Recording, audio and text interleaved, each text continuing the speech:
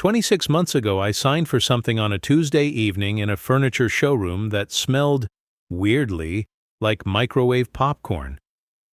The break room was probably right behind the wall. I remember the popcorn before I remember the salesperson's name, which tells you something about how my brain ranked that moment. He had a small card, the size of a business card, with one number written on it in black ballpoint. $127 a month. 36 months. He slid it across the desk and I picked it up. There was a small coffee stain on the bottom left corner, older than that day. And I held it for maybe 4 seconds, doing the math against my checking account in my head. The math worked, so I signed.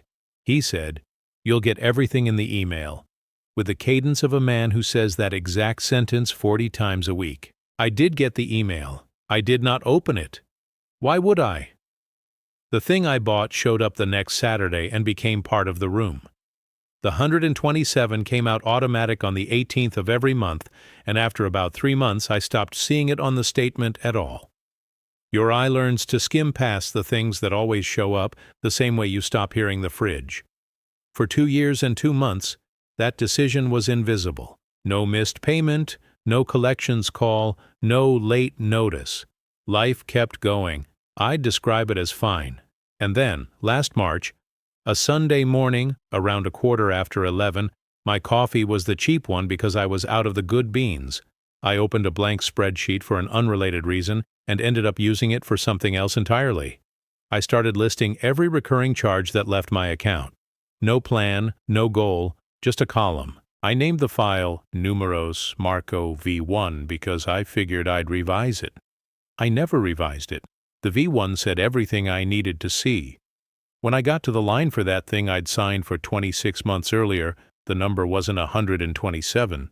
Not because anybody lied to me, because the introductory rate had ended at month 13, which I had technically agreed to and practically forgotten. Because there were 2 ancillary products bundled in that I'd nodded through on signing day. 36 months times the actual blended payment came out to a real total that bore no resemblance to the number on the coffee-stained card. But that wasn't even the part that got me. I sat there and stared at the cell for, 40 seconds, maybe longer, not because the number was catastrophic. It wasn't individually. The thing that got me was the column. The whole column. Because that 26-month-old commitment was one row among many, and the sum at the bottom, the percentage of my take-home that walked out the door before I made a single conscious choice each month, was a number I had never, in my entire adult life, calculated. This is not going to be a video about how debt is bad. Some debt builds things. I'm not here to lecture anybody. This is a teardown, me opening up a specific category of financial product, showing you the part that was deliberately engineered to feel one way at signing and another way at month 18, and handing you 3 tools that let you see the real shape of the thing before the window closes on you. 3 tools. The first one decodes a single decision.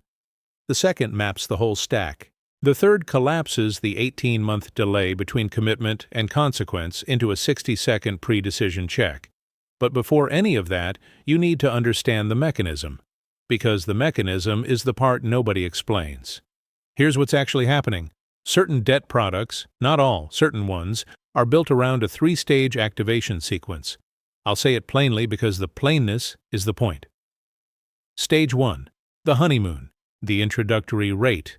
The 0% for 12 months. The promotional period. This is when you evaluate the product. The terms here are real. You're not being lied to.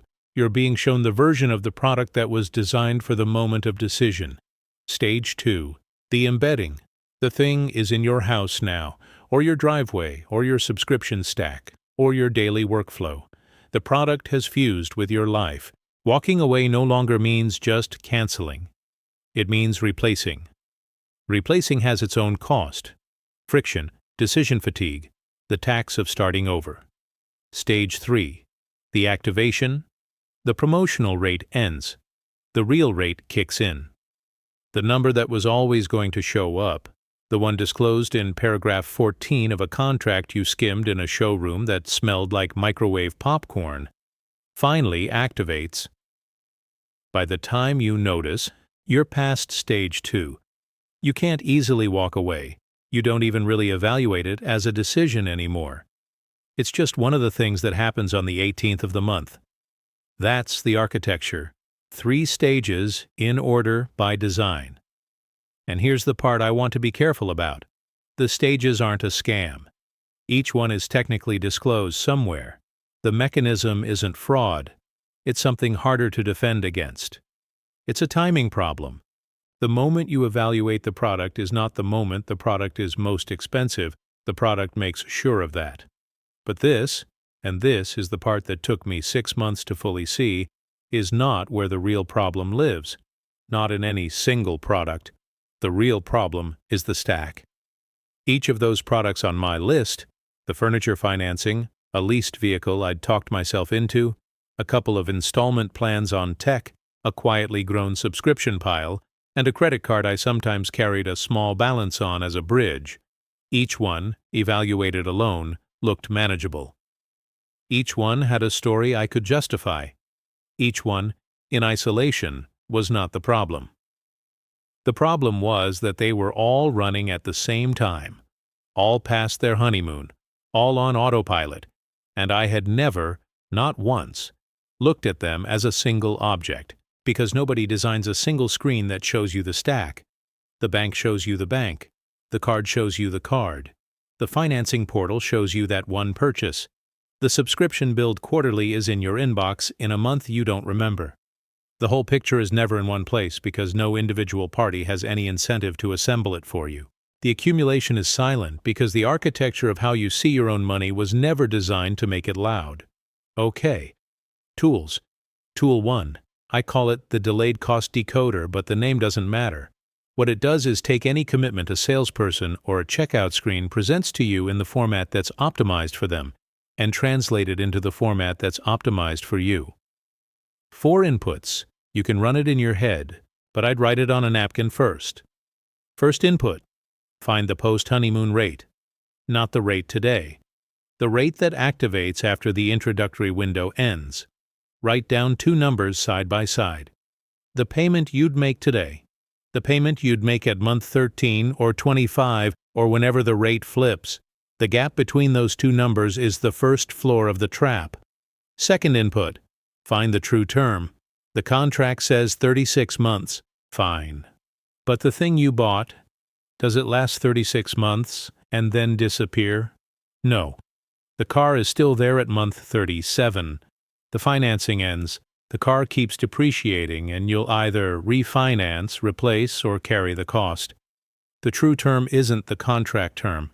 It's how long this commitment is realistically going to live in your monthly cash flow. Multiply the post-honeymoon payment by the true term. That's the real total.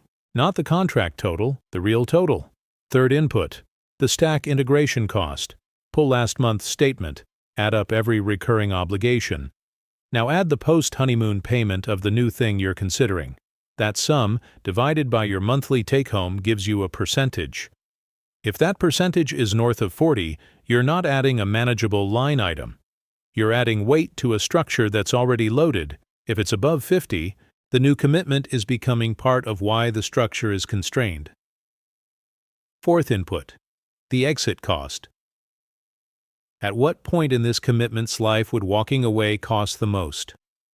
It's never month 1 and it's never month 36. It's somewhere around month 12 to 18, past behavioral embedding, before enough term has elapsed for continuation to obviously beat exit. Write down what walking away costs at that midpoint. Termination fees, replacement, credit impact, hassle. That number is the size of the window the trap closes around you. The product was designed so that the moment you finally see the real cost is the moment when leaving is the most painful. Run those 4 on the last commitment you signed for, or the next one. The number that comes out of input 3 is, in particular, the number the presentation was designed to keep you from calculating, not because anybody lied, because nobody volunteered. Hit the like button if any of this is landing. Not for me. For the version of you who 3 months from now is in a checkout screen at 11 at night and needs the reflex to pause and run input 3 before clicking buy. The like is a small thing now that votes for a reflex later. Tool 2. The map.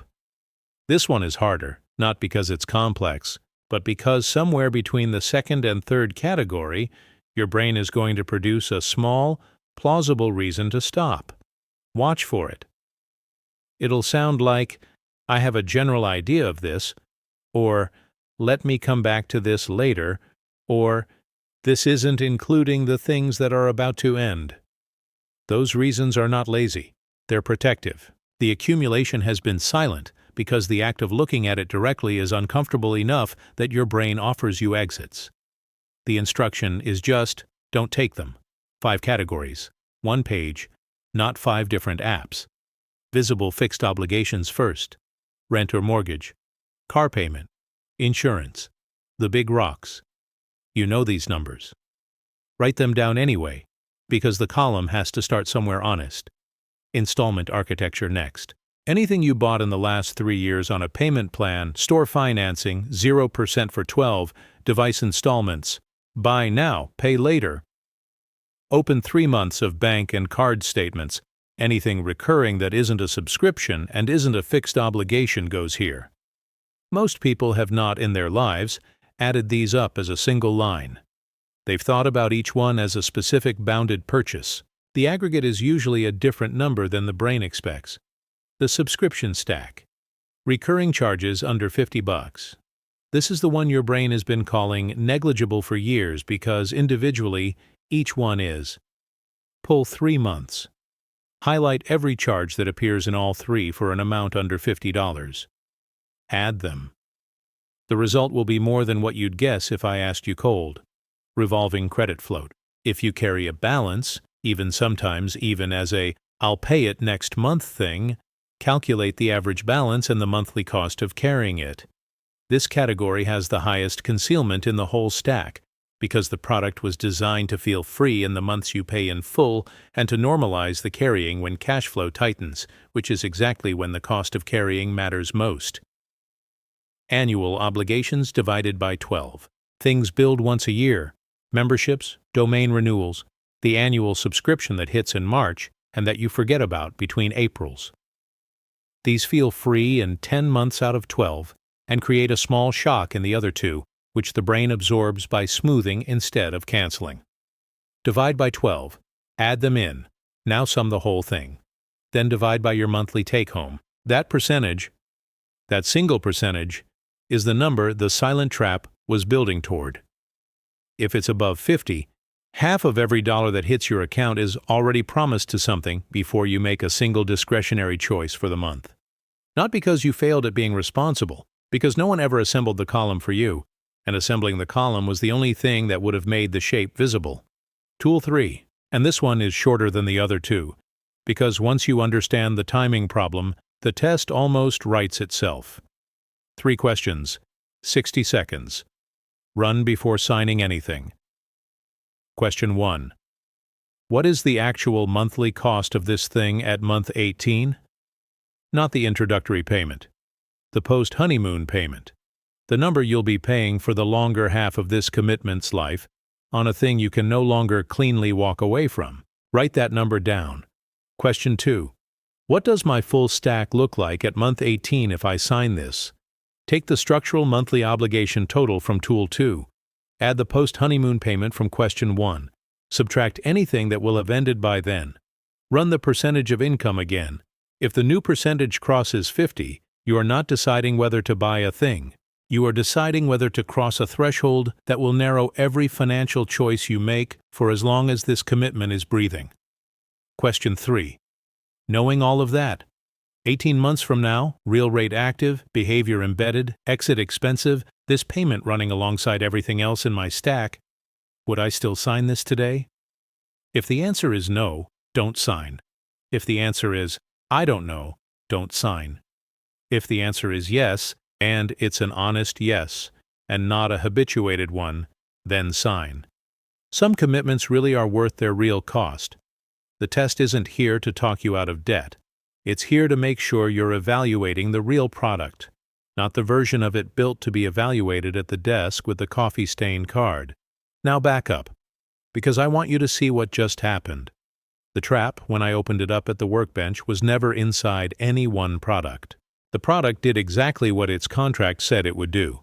The trap was in the timing. You were asked to evaluate a 36-month commitment using the rate, the framing, and the isolation of month 0. You evaluated a draft. The product was designed to deliver the final version after the window closed. Every part of that design is legal. Most of it is disclosed. None of it is accidental. The moment you start evaluating decisions at month 18 instead of month 0, using the real rate in the context of the actual stack instead of in isolation, the architecture loses its grip. Not because you got smarter, because you changed the moment of evaluation. The trap requires your cooperation. When you stop giving it, the whole thing comes apart. Last March, when I sat there for 40 seconds staring at the bottom of that column, I didn't discover that I'd been irresponsible. I discovered I'd been on time, reasonably on time, every month on every individual obligation. There were no missed payments. The problem was that I'd been making individually defensible decisions, evaluated individually, and never once seen them as a system. So, last thing, and I mean it when I say this is one thing, I'm not going to give you a debt plan. I'm not going to tell you to download an app. I'm not going to suggest a 52-week challenge. Those are products too. Some of them are good. None of them are the first step. The first step is the column. Open a blank document. Not an app. A blank document. Title it whatever you want. Mine had an embarrassing file name, and that didn't stop it from working. 5 categories: the fixed obligations, the installments, the subscriptions, the float cost, the annuals divided by 12. Pull 3 months of statements from every account. List every recurring charge. Don't cancel anything yet. Don't judge yet. Just list and add and divide by your take-home and look at the percentage. That number is the one no institution was ever going to assemble for you, because the moment that number is assembled, it changes how every future commitment gets evaluated. And a customer who evaluates commitments by their effect on the assembled stack is a different customer than the one the architecture was built for. 15 minutes, 1 column, 1 percentage. That is the entire ask. If you build it tonight, in the comments tell me one thing. Not the number. You don't owe me your number. Tell me which category surprised you the most. Which one was bigger than your guess? That category, for almost everybody, is the one the trap had been growing in quietly while everyone was watching the bigger lines. The silent debt trap isn't built from bad decisions. It's built from reasonable decisions, made one at a time, evaluated at the moment they were cheapest to evaluate, in formats that were optimized for acquisition rather than reality, accumulated quietly, in separate statements, across separate apps, until the day you build one column and see the number that was always there, never assembled, never shown, silently determining how much room you have left in a financial life you thought you understood. Subscribe if you want more of this. Me opening up the products and showing you the part of the design that was working against you the whole time. Not louder, not faster, just inside the machine, on the workbench, with the parts laid out where you can see them.